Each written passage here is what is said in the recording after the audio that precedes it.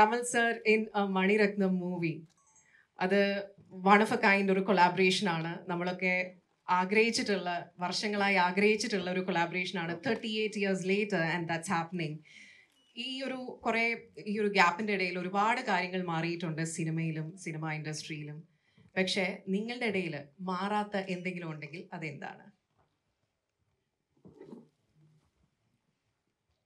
മാറാത്തത് നിങ്ങളുടെ സ്നേഹം.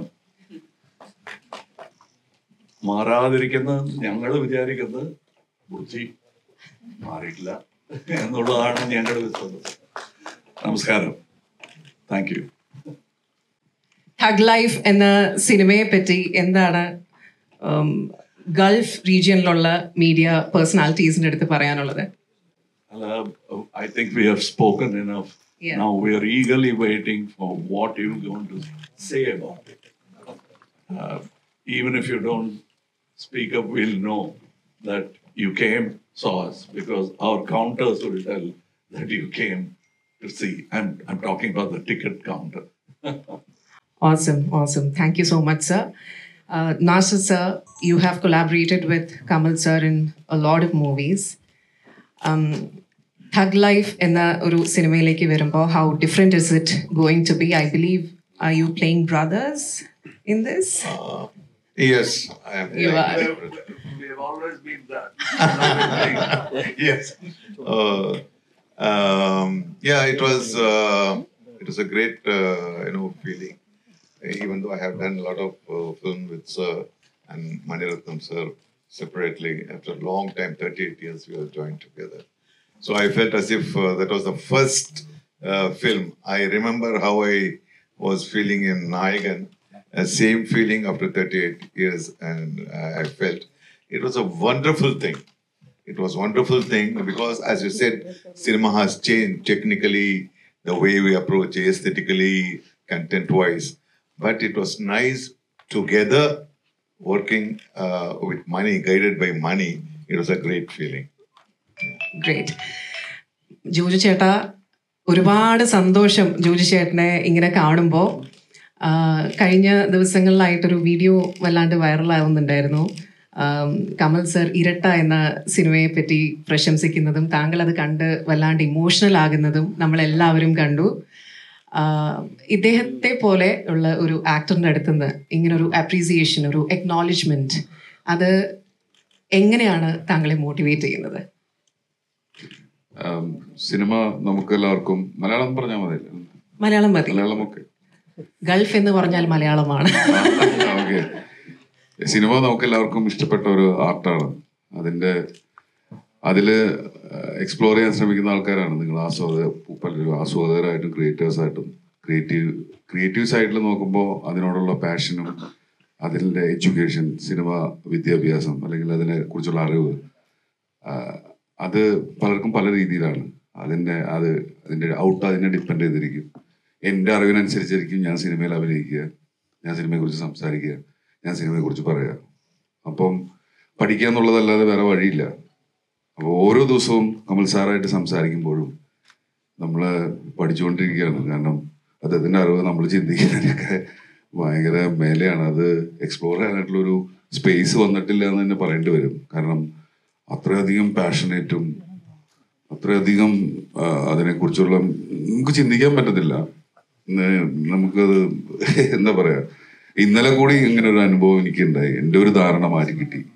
ഞാൻ വേറെ എന്തോ ചിന്തിച്ചിരുന്ന ഒരു കാര്യത്തെ കുറിച്ചിട്ട്, എൻ്റെ ഒരു അടുത്ത സിനിമ ചെയ്യുന്നതിനെ കുറിച്ചിട്ടുള്ള ഒരു ചെറിയ ഡൗട്ടിൽ ഞാനൊരു ഡിസ്കഷൻ വന്നപ്പം സാർ അതിനെ വളരെ സിമ്പിളായിട്ടാണ് ആൻസർ ചെയ്തത്. മണി സാറും അതെ, അങ്ങനെ വെരി ചെറിയ കുറച്ച് വാക്കുകളിൽ പറയും. അങ്ങനെയൊക്കെയുള്ള ലെസൺസ് കിട്ടുന്നത് തന്നെ ഒരുപക്ഷെ എനിക്ക് അടുത്തൊരു 10 വർഷത്തേക്ക് ജീവിക്കാനായിട്ടുള്ളൊരു സിനിമ ചെയ്യാനായിട്ടുള്ള ഒരു ഫയറും കാര്യങ്ങളുമാണ്. അത് ഭാഗ്യം. അങ്ങനെയൊക്കെ ഒരു അവസരം കിട്ടുന്നത് അതിൽ ഹാപ്പിയാണ്. പിന്നെ തഗ് ലൈഫ്, ഇന്ത്യയിലെ ഏറ്റവും വലിയ ടെക്നീഷ്യൻസ്, അതും ഇപ്പം ഞാൻ സംസാരിച്ച ആളുകൾ വർക്ക് ചെയ്യുന്നൊരു സിനിമ എന്ന് പറയുമ്പോൾ അത് എന്താ പറയുക, അത് വേറൊരു പരിപാടിയായിരിക്കും. അത് ഒരു ട്രെൻഡ് സെറ്റർ ആവും, അതൊരു സ്റ്റഡി മെറ്റീരിയൽ ആവട്ടെ, അങ്ങനെ ഒരു എന്താ പറയുക, ഇതിനോടുള്ളൊരു റിയൽ പാഷനേറ്റ് ആയിട്ട് ഇരിക്കുന്ന ഒരുപാട് പേരുണ്ട് സിനിമയുടെ അപ്പുറം സിനിമ കാണുന്നവരും സിനിമ ഉണ്ടാക്കുന്നവരും. അപ്പോൾ അവർക്ക് എല്ലാവർക്കും ഇൻസ്പയർ ചെയ്ത് വേറൊരു വലിയൊരു ചലനം ഇൻഡസ്ട്രിയിൽ ഉണ്ടാവുമെന്ന് ഞാൻ പ്രതീക്ഷിക്കുന്നു. ഇനിയും കൂടുതൽ കമൽ സാർ സിനിമകൾക്കായിട്ട് ഞാൻ കാത്തിരിക്കുന്നു. വർക്ക് ചെയ്യാനും കൊതിയാണ്. അതിനേക്കാൾ ഉപരിയാണ് എനിക്ക് സാറിന്റെ വർക്ക് കാണാൻ, സാറിനോട് സംസാരിക്കാൻ. കമൽ സർ ഈ അടുത്തൊന്നും വിടില്ല എന്ന് തന്നെ പറഞ്ഞിട്ടുണ്ട്, അതുകൊണ്ട് ഞാൻ വിടില്ലല്ലോ. All right. Abhirami, again, so happy to see you being a part of Thug Life. ഇതിൽ ഏതെങ്കിലും ഒരു മൊമെന്റ് അല്ലെങ്കിൽ ഏതെങ്കിലും ഒരു സീൻ ഇനാക്ട് ചെയ്യുന്ന സമയത്ത് ഏതെങ്കിലും ഒരു ചലഞ്ചിങ് ആയിട്ടുള്ള ഒരു മൊമെന്റ് ഉണ്ടായിട്ടുണ്ടോ? കുറേ സീൻസിലുണ്ടായിട്ടുണ്ട്. ഫസ്റ്റ് ഡേ തന്നെ എനിക്ക് ഓർമ്മയുണ്ട്. ഒരു നമ്മൾ ഇൻഫാക്ട് നമ്മളിവിടെ ഉള്ള എല്ലാവരും ആ സീനിലുണ്ടായിരുന്നു. മണി സാറിൻ്റെ പുള്ളിയുടെ ഒരു സ്റ്റൈലിലുള്ള സീക്വൻസ് എന്ന് പറയുമ്പോഴത്തേക്കും ഒരുപാട് ക്യാമറ മൂവ്മെൻറ്റ്സ്, ഭയങ്കര ഡൈനാമിക് ആയിട്ടുള്ള ഷോട്ടാണ്.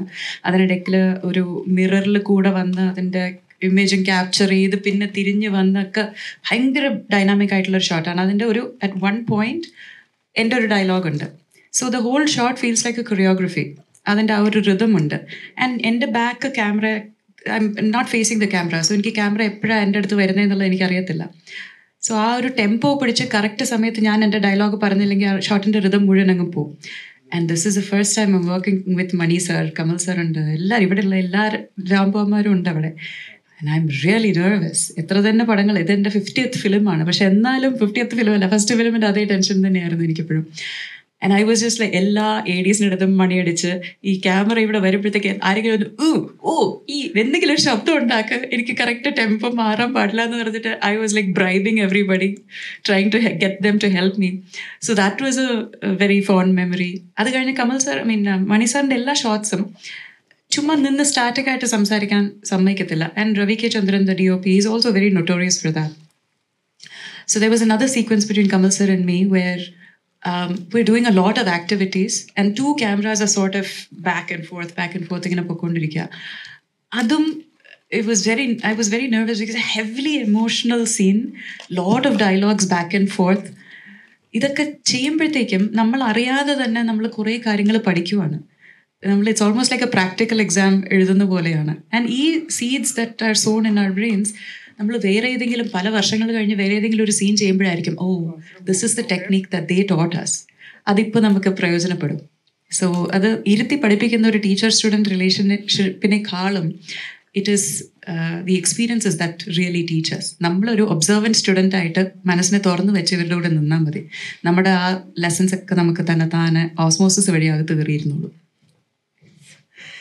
Thank you all. I think we can open the stage to the media. നേരത്തെ പറഞ്ഞ പോലെ I really request you to stick one question per media. Yes. எல்லாருக்கும் வணக்கம். நான் RJ Priya from 89.4 Tamil FM. Is there a mic for them? Give her a mic. Yeah.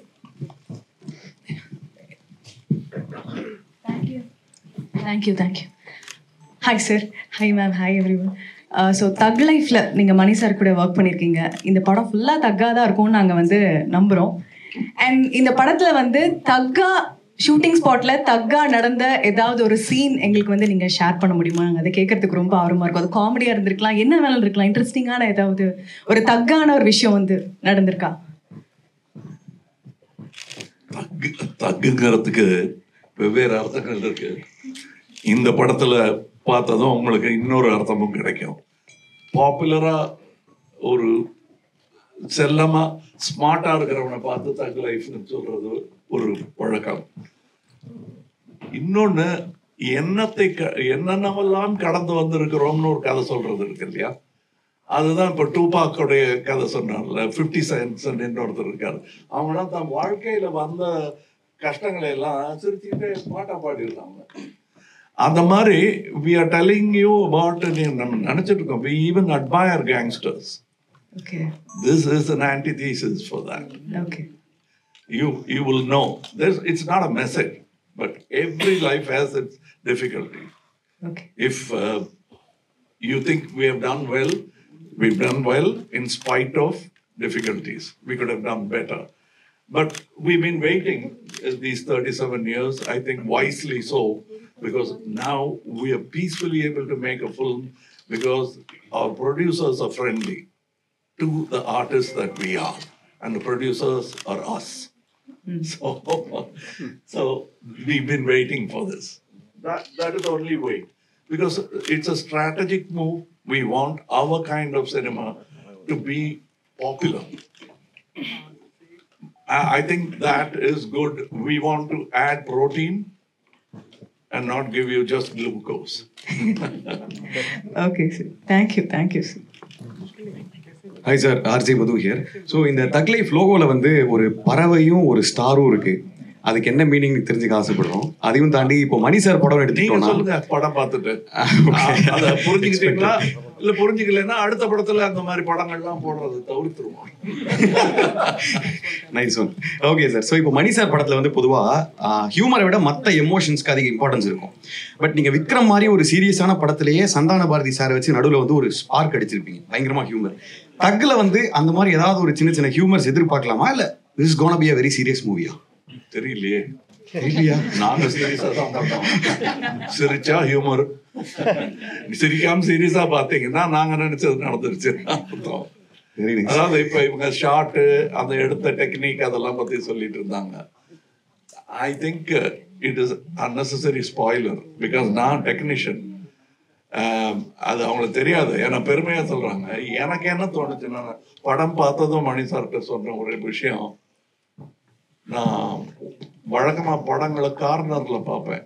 கொஞ்சம் camera அப்படி ஆடிச்சிடும். என்னை எடுக்கிற கேமரா வந்து சரியா ரெஸ்ட் பண்ணலன்னா எனக்கு கவலை ஆயிடும். இப்போ அவர் கையை ஊனிட்டு வச்சிருக்காரு, இஸ் ரெஸ்டிங் இஸ் ஹேண்ட். அவர் ரெஸ்ட் பண்ணாம எப்படி பண்ணிட்டு ஐயோ ரொம்ப ஆடுமே, இதுக்கு எப்படி பண்றது ஒரு சந்தேகம் வந்துடும். அதெல்லாம் ஒண்ணுமே இல்லாம நீங்களும் அதை உணராமல் இப்ப சொன்ன ஷார்ட்டை எந்த ஷார்ட்டை சொல்றாங்கன்னு தேடி கண்ணாடியை வச்சுதான் கண்டுபிடிக்க போறீங்க நீங்க. இல்லைன்னா he takes you into the frame, which is the actual technique of cinema. அந்த சஸ்பெண்டட் டிஸ்பிலீஃப்ங்கிறாங்கல்ல, அதை பிரமாதமா தொங்க விட்டுருக்காரு. வெளியில் தோரணம் கட்டி தொங்க விட்டுருக்காரு மணிரத்னம். அது எனக்கு பிடிச்சிருந்தது. அது எங்க கூட்டம் ஜெயிக்கிறதுங்கிற சந்தோஷம். நான் சொல்றேன், அந்த கூட்டத்துல வந்து சினிமா ரசிகர்கள் எல்லாரும் இருப்பாங்க. அதனாலதான் இவங்கெல்லாம் சேர்த்துக்கிறோம். இது புரியணும், இந்த விளையாட்டு புரியணும். இல்லைன்னா அவங்க வந்து கபடி விளையாடுற இடத்துல கிரிக்கெட் விளையாடிட்டு போனாங்க. அதுவும் நல்ல விளையாட்டு தான். ஆனா நாங்க விளையாடுறது கபடி, கொஞ்சம் மோதி இடிச்சு பிடிச்சி விளையாடணும். அதுக்கு ரெடியா இருக்கிறவங்கள தான் நாங்க டீமா எடுத்துக்க முடியும். அப்படித்தான் செலக்ட் பண்ணிருக்காரு. அதனால எங்களுக்கு இப்ப நீங்க அபிராமியுடைய திறமைய முழுசா யூஸ் பண்ணல, கமல் சார் தான் யூஸ் பண்ணல, ஜோஜு மீட் பண்ணல, நாதர் சாருக்கு இன்னும் கொடுத்துருக்கலாம். அதெல்லாம் வந்து அவங்க ரசிகர்களுக்கு ஏற்பட போகிற ஒரு விஷயமா இருக்கும். ஆனால் இந்த கதைக்கு என்ன தேவையோ அதை ரொம்ப அளந்து பிரமாதமான சமையல். அது வந்து கொஞ்சம் ஸ்டைலா உப்பு போடுறேன்னு யாரோ ஃபாரின் ஷெஃப்பை பார்த்து இப்படி போட்டாருன்னா அது அவர் கண்ணிலையும் விழுந்து குழம்பும் கெட்டு போயிடும். அதெல்லாம் பண்ணாம பிரமாதம் பண்ணியிருக்காரு. முக்கியமா சில பேர் நாங்க நடிச்சதுல நாதர் சார்லாம் முடிச்சுட்டு கையை கொல்லிக்கிட்டு வெளியே போயிட்டு அடுத்த நாள் வந்து ஒருத்தர் முகத்தை ஒருத்தர் பார்த்துட்டு இருப்போம். மணி சார் முகத்துல அவ்வளவு சந்தோஷம் இல்லைன்னு தெரியும். நேற்று சீன் நல்லா இருந்ததுல, நல்லா இருந்தது, இன்னொரு வாட்டி பண்ணிடலாமா, இன்னைக்கு வேற சீன் எடுக்கிறாங்கன்னாங்க. எடுக்கலாம், பட் அந்த சீன் அதுக்காக விட்டுற முடியுமா அப்படிமாரு. நாங்க மறுபடியும் போய் அதுக்கு காரணம், நாங்க அதெல்லாம் செய்ய முடிஞ்சது காரணம் நாங்க தான் ப்ரொடியூசர்ஸ். எதுக்காக அதை செய்யறோம்? சும்மா விம்சிக்கலா எங்களுக்கு தோணுச்சு. நான் சொல்றேன் எனக்கு எடுத்தா நல்லா இருக்கும் போல் இருக்குங்கிற அந்த விம்சிகாலிட்டி ஆர் ஹியூப்ரிஸ் இல்லாம இந்த படம் நடந்தது வந்து எனக்கு வந்து நாலடியார் ஞாபகம் வந்தது. உணரும் உணர்வுடையாரை புணரி புணரும் இன்பம், தெரிய தெரிந்தும் தெரிவில்லாதாரை பிரியுமாம் நோய். தெரியாதவங்க கூட வேலை செஞ்சா வியாதியே வந்துடும். அவங்களை விட்டு பிரிஞ்சுட்டோன்னா சரியாயிடும். தெரிஞ்சவங்க கூட வேலை பண்ணும்போது அது பேரின்பம். அந்த பேரின்பத்தை அனுபவிச்சுட்டு இங்க வந்திருக்கேன். அதனால ஏற்பட்ட கலை உங்களுக்கும் சந்தோஷத்தை தரும்னா அது எங்களுக்கு அதை விட பெரிய பரிசு எதுவுமே இருக்க முடியாது. நான் பேசுறது கலெக்ஷன் அதெல்லாம் வந்து அடுத்த படம் எடுக்கிறதுக்கான ஃபைனான்ஸ் எங்களுக்கு. ஆனால் இந்த படத்தை நீங்கள் ரசிக்கிறது வந்து எங்களுக்கு ரொம்ப முக்கியம். ஏன்னா எங்கள் பாதையை நீங்கள் தான் சீர்படுத்தி கொடுக்கணும். நாங்கள் இழுத்துக்கிட்டு வரோம் இன்னொரு வெயிட்டை. எங்களால் அதையும் செஞ்சுக்கிட்டு இதையும் இழுக்க முடியாது. எங்கள் பாதையை நீங்கள் தான் செப்பரேட்டு தர வேண்டும். நான் ஏன் உங்ககிட்ட சொல்கிறேன்னால, நீங்கள் பிரதிநிதிகள். நல்ல சினிமாவை நீங்கள் பாராட்டும் போது எங்களுக்கு அது வசதியாக இருக்கும். முக்கியமாக உலக தரத்திற்கு தமிழ் சினிமாவும் இந்திய சினிமாவும் நகர்வதற்கு நீங்கள் தான் அந்த ஃபல்கரமாக இருக்கணும், இந்த நெம்புகோலாக இருக்கணும். எங்களால் தனியாக அந்த வெயிட்டை தூக்க முடியாது. தேங்க்யூ. ஹலோ சார், வணக்கம். என் பேர் மாயா.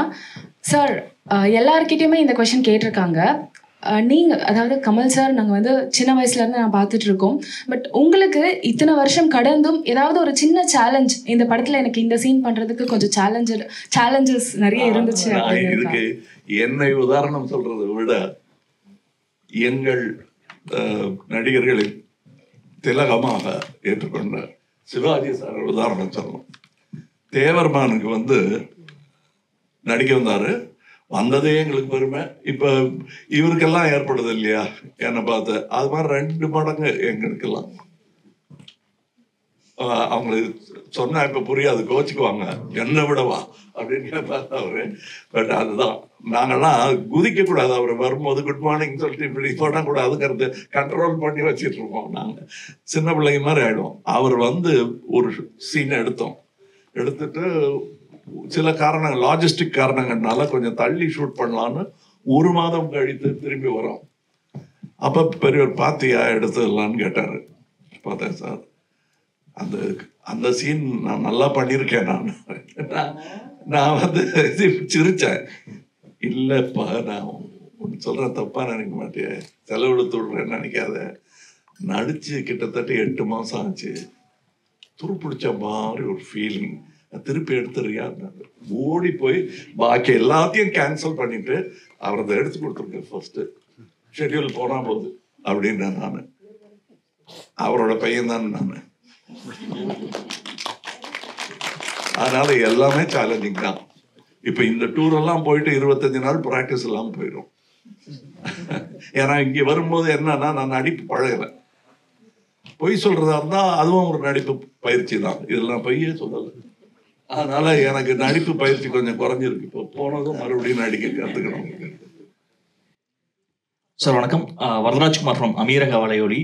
இந்த படத்துல புதுசா டெக்னிக்கலா என்ன எக்யூப்மெண்ட் யூஸ் பண்ணிருக்கீங்க? அதை கையாளுறதுக்கு ஏதாவது சிரமப்பட்டீங்களா? அண்ட் தென் வந்து இந்த ரங்கராய சக்திவேல் அப்படிங்கிற கேரக்டரோட ஸ்பார்க் வந்து எங்க இருந்து வந்தது? ஆக்சுவலா தெரியலங்க. 2 கல்லை உரசினோம்.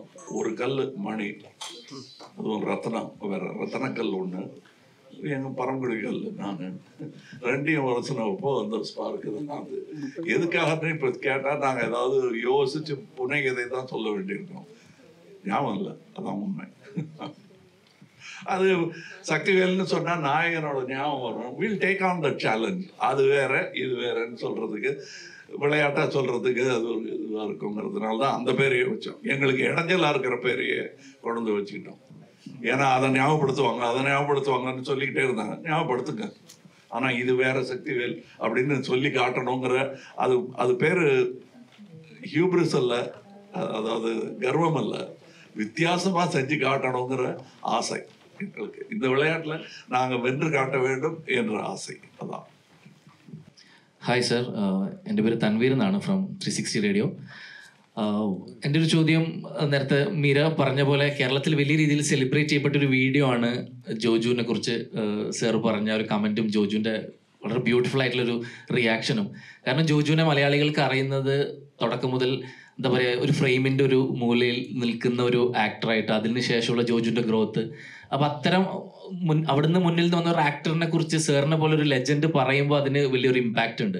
ഇപ്പോൾ സാറിൻ്റെ ഇത്തരം ഇൻ്റർവ്യൂസൊക്കെ കാണുന്ന ഒരുപാട് പേര്, ആക്ടിങ്ങിൽ വലിയ താല്പര്യമുള്ള ഒരുപാട് പേരുണ്ട്, ഇപ്പോഴും ഏതെങ്കിലുമൊക്കെ ഫ്രെയിമിൻ്റെ മൂലയിൽ നിൽക്കുന്നുണ്ടാവും.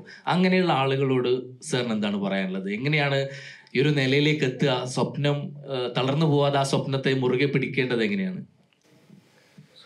ഞാൻ ഒരു കാര്യം പറയട്ടെ. You remember today,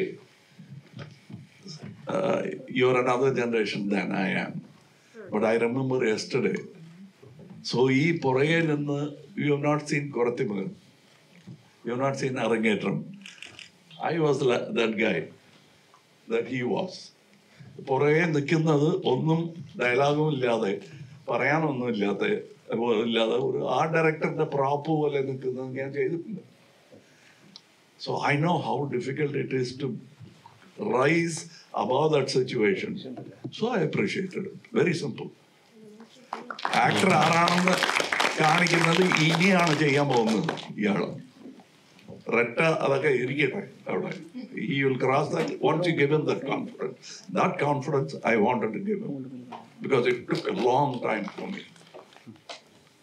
Sir, Praveen from Gulf Cuts. Sir, yeah, Praveen from Gulf Cuts.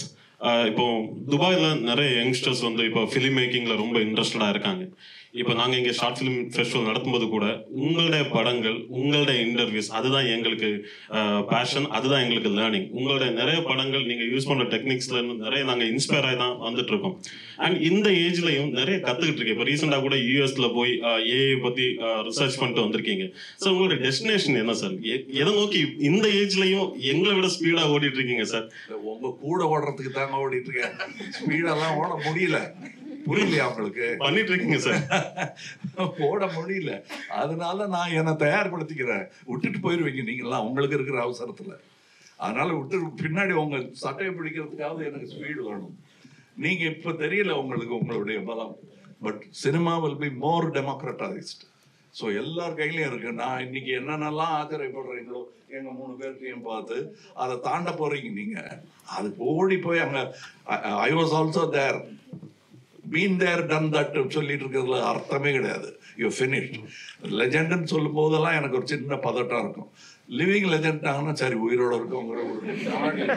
லெஜெண்டுன்னு மட்டும் சொன்னாங்கன்னா அது லெஜெண்டுன்னா அது எந்த காலத்தை சொல்றாங்க? இறந்த காலமா நிகழ்காலமா அப்படின்னு தோணும். நான் I just want to be with you. எனக்கு பட்டங்கள்லாம் எனக்கு பயமா இருக்கிறதுக்கு காரணம் இப்பவே பாருங்க, முதல்ல நாட்டை விட்டு கொஞ்சம் வெளியே தள்ளி ஆஸ்கார் நாயகன்னாங்க. ஆஸ்காருங்கிறது வந்து என்னுடைய விருது இல்லை, அது அவங்க நாட்டு விருது. என்னை ஏன் வந்து இந்தியன் நேஷனல் அவார்டு வின்னருங்கிறத ஃபர்ஸ்ட் சொல்லாம ஆஸ்கார் நாயகனுக்கு ஆசைப்படுற சொல்றாங்க. That is not world cinema, that is American cinema. It is becoming world cinema slowly. But I want India to be world cinema. We already are. The largest film productions are happening only in India. That doesn't matter. Languages don't matter. India is running forward. Now add quality to it. QC பண்றவங்க நீங்களாம், quality control பார்க்க வேண்டியவங்க நீங்க. அதை பண்ணி கொடுத்துட்டீங்கன்னா you will take along with us to Indian cinema to compete with world cinema. I'm not interested in ruling over them. That's again another Western attitude. We want to run that race. We want to be sportive. Doesn't matter. The medal doesn't matter. I should be running with the Olympic champions. அதுக்கு நீங்க தயார்படுத்தணும். அதுக்கு குவாலிட்டியை நீங்க விட்டுறவே கூடாது. உங்களுக்கு இது கேளிக்கையா இருக்கலாம், எங்களுக்கு இது வாழ்க்கை. நான் வந்து தைச்சு கொடுத்த செருப்பை நீங்க வாசல்ல கழட்டி விட்டு போயிடுவீங்க. ஆனா அதுதான் என்னுடைய வாழ்க்கை. அதை எப்படி உங்களுக்கு வாசல்ல கழட்டாம வீட்டுல போட்டுக்கிறதுக்கு ஒரு செருப்பு பண்ணி கொடுத்தா என்ன அப்படின்னு நான் யோசிப்பேன். அதான் ஓடிடி. நாங்க அதைத்தான் யோசிச்சுட்டு இருப்போம். So please supporters. நான் சொல்றது என்னங்க இவ்வளோ பெரிய பணம் அந்தஸ்தெல்லாம் வந்ததுக்கப்புறம் ப்ளீஸ்னு கட்சிக்கிட்டு இருக்கீங்களேன்னு. I'm saying it is our mutual duty. Now I'm requesting you, and it is not for my bowl that I'm asking. I'm asking for our pond to be full, brimming all the time. அதுக்கு தான் நான் பண்ணிட்டு இருக்கேன். So என்னோட படம் பாருங்க, but அது பின்னாடி விட்டுட்டு முன்னாடி போங்க.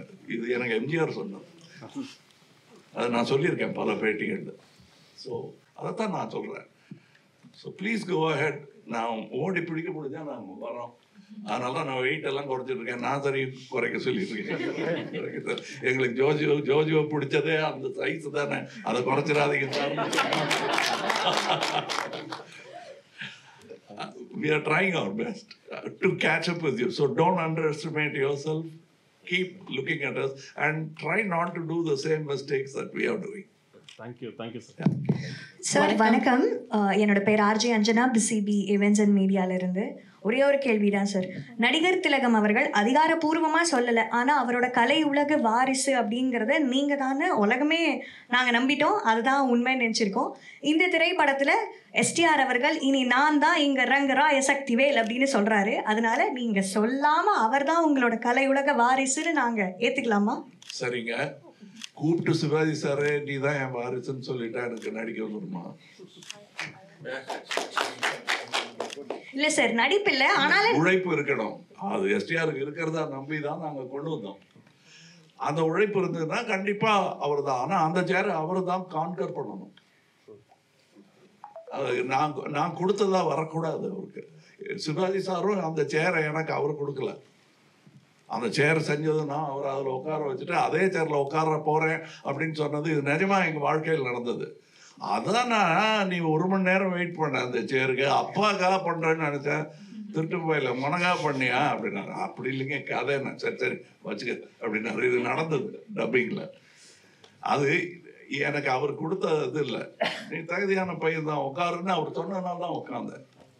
ஏன்னா அந்த மாதிரி சேர்கள்ல பல பெரியவங்க உட்கார வச்சதுனால தான் நான் உட்காந்துருக்கேன். இல்லைன்னா கியூல நின்றுகிட்டே இருப்பேன். நீங்க ஒருத்தர் கேட்டாரு, பின்னாடி நின்றுட்டு இருந்தாரு ஜோஜுன்னு. அவங்க யாராவது அந்த இது கொடுக்கலன்னா, ஆப்பர்ச்சுனிட்டி கொடுக்கலன்னா பின்னாடி தான் நின்று. சரி சார், அப்ப அவர் தகுதி இருக்குன்னு நீங்க சொல்ற மாதிரி நாங்க ஏத்துக்கிறோம். நீங்க எல்லாருமே சந்ததி தான். இவங்கெல்லாம் சிவாஜி சந்ததி இல்லையா? நான் அன்னைக்கு ஒரு ஃபங்க்ஷன்ல நீங்க பேசுற போது நான் சிவாஜி மாதிரி சார் பேசுறாரு, அதை ஓவர் டூ பண்ணாம கரெக்டா எனக்கு அந்த ஞாபகம் வந்தது. நம்ம அப்பா மாதிரி அண்ணன் பேசி காட்டினா ஒரு விம்மும், அதுவும் அவர் இல்லாத போது அதை நான் சொன்னேன் கூப்பிட்டு. ஸோ நாங்க எல்லாருமே அவர் பையன்தான். நாளைக்கு யாரு காண்டா, நான் கொஞ்சம் அசந்து தூக்கிட்டேன்னா எந்த ஆமை வேணா ஜெயிக்கலாம். நான் முயல் எனக்கு தூக்கம் வராது நினைக்க கூடாது. யார் வேணா, யார் ஸ்லோன்னு நினைச்சிட்டு இருக்காங்களோ they keep walking. I'm the tortoise. முயல்கள் எல்லாம் தூங்க வச்சு தாலாட்டி பாடிக்கிட்டே ஓடுற tortoise தான். We are moving on to the last 2 questions of today. வணக்கம் சார், ஆர்ஜே சாரா, ஸ்ப்ரெட் ஸ்மைல்ஸ்லேருந்து. மீண்டும் உங்களை சென்னையில் பார்த்ததுக்கு அப்புறமா இங்கே பார்க்குறதுல ரொம்ப சந்தோஷமாக இருக்குது. என்னுடைய கேள்வி வந்து கவுண்ட் டவுன் பிகின்ஸ் ஃபார் தக் லைஃப் அண்ட் நாசர் சார் கிட்ட தான் நான் வரேன். அண்ட் சார், நீங்கள், கமல் சார், மணி சார், நீங்கள் 3 பேரும் சேர்ந்து எந்த படம் கொடுத்தாலுமே அது எக்ஸ்ட்ராடினியாக இருக்கும். அண்ட் உங்களுடைய நடிப்பு அப்படிங்கும்போது ஒரு டெரிஃபைடு வில்லன் ஆகட்டும், ஆக்ஷன் ஆகட்டும், ஹிஸ்டாரிக்கல் எடுத்துக்கோங்க, லவ் எடுத்துக்கோங்க, எதை எடுத்தாலுமே வேற லெவலில் நீங்கள் வந்து கொடுத்துட்ருக்கீங்க. அண்ட் இந்த தக் லைஃப் மூவிலையும் நாங்கள் வந்து ரொம்ப எக்ஸ்பெக்ட் பண்ணிகிட்ருக்கோம் எந்த மாதிரி காம்போவாக இருக்க போகுதுன்னு. இப்போ நீங்கள் லைட்டாக சொல்லிட்டீங்க ஒரு பிரதர் அப்படின்னு, அது ஒரு பக்கம் இருக்கட்டும். We want to watch and experience. ஆனால் கேள்வி என்ன அப்படின்னா, ஒரு சினிமா ரசிகனா நீங்கள் வந்து தக் லைஃப் பற்றி என்ன சொல்லுவீங்க? உங்களோட எக்ஸ்பீரியன்ஸ் ஆகட்டும், இல்லைனா நான் கேட்ட மாதிரியே ஒரு ரசிகனா நீங்கள் தக் லைஃப் பற்றி என்ன சொல்லுவீங்க? உங்கள் வாயால் அதை கேட்க ரொம்ப ஆசையாக இருக்கு. ஓகே, முதல்ல நன்றி சொல்கிறதா இல்லை பெருமைப்பட்டுதான் தெரில. மணி சார், கமல் சார் கூட நான் ஒரே நேர்கோட்டில் நான் இருக்க முடியாது. ஒரு அடியாவது நான் கம்மியாக தான் இருக்க முடியும். அவங்களுடைய பங்களிப்பு, அவங்களுடைய பந்தம் அது வேற. நான் அந்த நேர்கோட்டில் வர முயற்சி பண்ணுறேன், அவ்வளோதான். இப்போ தக் லைஃப் வந்து it is going to be a very important film. It is going to be a very important film because நாயகன் வந்து எப்படி வந்து 2 பேரும் சேர்ந்து தமிழ் சினிமா வரலாற்றில் வந்து ஒரு மைல்கல்லா, ஒரு கல்ட்டாக வந்துச்சோ, அந்த சேலஞ்ச் அவங்களுக்கு 2 பேருக்கும் இருக்கு. Okay, so they have to break their own சேலஞ்சுன்றதுனால தே ஹாவ் புட், ரொம்ப அதுக்காக கஷ்டப்பட்டுலாம் கிடையாது. They loved it. என்னன்னா 2 விஷயம், அது எப்படியாவது பண்ணிடணும்லாம் கிடையாது, அது காதலிச்சாலே வந்துடும். அது மாதிரிதான் 2 பேரும் வந்து ரொம்ப ரொம்ப இயல்பா, ஒரு கஷ்டம் இல்லாம, ஆக்சுவலா ரொம்ப கஷ்டப்பட்டு நாங்க படம்லாம் இங்க கிடையாது, அனுபவிச்சு காதலிச்சு பண்ணோன்றதுனால this film will be in another level. The same feeling everybody had. Joju had, Abhiram had. நாங்க வந்து இந்த டெய்லி ஷூட்டிங்கு போறோம். இந்த ஒரு உணர்வு இருக்கு இல்லையா, காதலோட செய்கிறது, அது வந்து இந்த படத்துல நான் ரொம்ப நாள் கழிச்சு அனுபவிச்சேன். So that will be conveyed to you very easily. Hi, my name is Ashwati. I represent Radio Kerala 1476 AM. എൻ്റെ ക്വസ്റ്റ്യൻ ഇസ് ടു ജോജു ചേട്ടൻ. First of all thank you so much. നമ്മൾ മലയാളികളെ ഇത്രത്തോളം പ്രൗഡ് ആക്കുന്നതിന് കാരണം കമൽഹാസൻ സാറിൻ്റെ വാക്കുകൾ എന്ന് പറയുന്നത് നമ്മൾ ഹോൾ മലയാളികളെ റെപ്രസെൻറ്റ് ചെയ്യുന്ന ഒരു കാര്യം കൂടെയാണ്. So thanks a lot Joju ചേട്ടാ. ആദ്യം തന്നെ പറയട്ടെ, ഇന്ന് മണിരത്നം സാറിൻ്റെ ബർത്ത്ഡേ കൂടെയാണ്. ആൻഡ് ഈ ഒരു ദിവസം നമ്മൾ നോക്കുകയാണെങ്കിൽ നമ്മൾ മലയാളികളെ റെപ്രസെൻറ്റ് ചെയ്ത് ഇപ്പോൾ ജോജു ചേട്ടൻ തമിഴ് സിനിമയിലെത്തി നിൽക്കുന്ന ഒരു സമയത്തും ജോജു ചേട്ടൻ ഒരു ജേർണി എടുത്ത് നോക്കുകയാണെങ്കിൽ ഇപ്പോൾ ഇതുപോലെ കമൽഹാസൻ സാറിന്റെ തൊട്ടടുത്ത് ഇരിക്കുകയാണ്. നമ്മളെല്ലാവരും പലപ്പോഴായിട്ട് ആഗ്രഹിച്ചിട്ടുണ്ട് മണിരത്നം സാർ നമ്മുടെ ലൈഫ് ഡയറക്റ്റ് ചെയ്തിരുന്നെങ്കിൽ എന്നുള്ളത്. അലീപായതേ ആവട്ടെ അല്ലെങ്കിൽ ഓക്കെ കൺമണി ആവട്ടെ, ഇതുപോലുള്ള സിനിമകൾ കണ്ട് ഇപ്പോൾ ജോജു ചേട്ടനാണെങ്കിലും ഇതുപോലുള്ള സിനിമകൾ കണ്ട് ഇൻസ്പയർ ആയിട്ടുള്ള ആളായിരിക്കും. പക്ഷേ ഈ സിനിമയിൽ എന്താണ് ക്യാരക്ടർ എന്നുള്ളത് ഞങ്ങൾക്ക് അറിയില്ല. മേ ബി ഒരു വില്ലൻ ആവാം, അറിയില്ല, ഞങ്ങൾക്ക് അറിയില്ല.